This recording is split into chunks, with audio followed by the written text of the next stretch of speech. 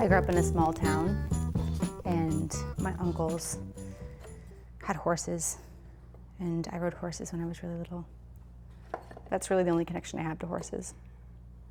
And the shape. I like the shape of them. I like painting the shape of them.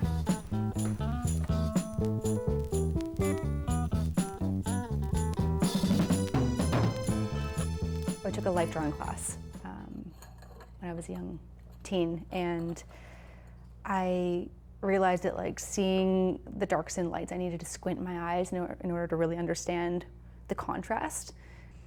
I think that that's why I really like high contrast, immediate imagery, is that it's easy to see. From a distance, there's big, bold shapes, and no matter how close you are, how far you are, the shape kind of stays the same. I don't want things to be perfect. I think if they were too bold and perfect, then it's, you know, computer generated is how it feels to me. So a good mix, I think, is having these organic shapes and things that aren't, you know, so clearly defined until you put a big, bold color there, and it gives it a place. My childhood was a lot of working hard. There wasn't a lot of play. There was a task, or, you know, I wanted to play, but I didn't know how to play. I would just, I'd be invited to birthday parties and I didn't want to go because I wanted to just draw in my room, because I wasn't allowed to ever draw. You know, we had to, after school, we had to go to work. My parents had a print shop growing up, and it was hard, and we had to go and help them at their business, make sure that the family could make money. And so it felt pretty serious to me. It felt like I really had to, like, help. So, like, I just never played. I don't remember playing ever. I don't remember, like, giggling and, like, running through the grass and just, like, being silly. I never did that.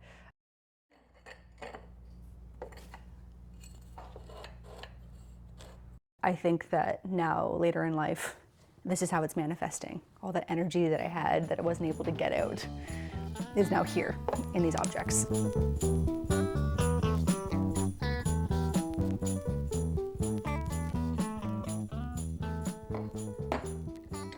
As time has gone on, there's less of my hands making every single clay piece, but everything is painted by hand by me. It's a kind of a funny thing of, like, expanding as a business or, you know, a brand, is that not everything can be made by me.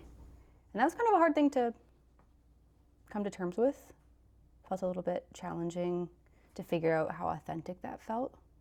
But it feels good to have the freedom and flexibility to sort of, like, design things and leave it up to folks that are really good at executing to create the final form before I get my hands on it to decorate it.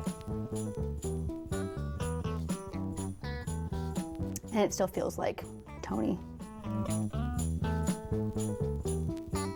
My grandparents were, like, a huge part of this endeavor, I feel like. A lot of influences. They immigrated from Belgium. And my grandpa had a workshop in his basement.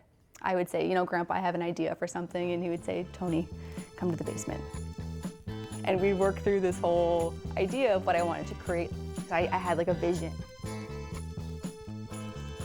And so he would honor that, and we would kind of just, like, tinker around in their basement. And that's really fun, and I love seeing that sort of manifest here.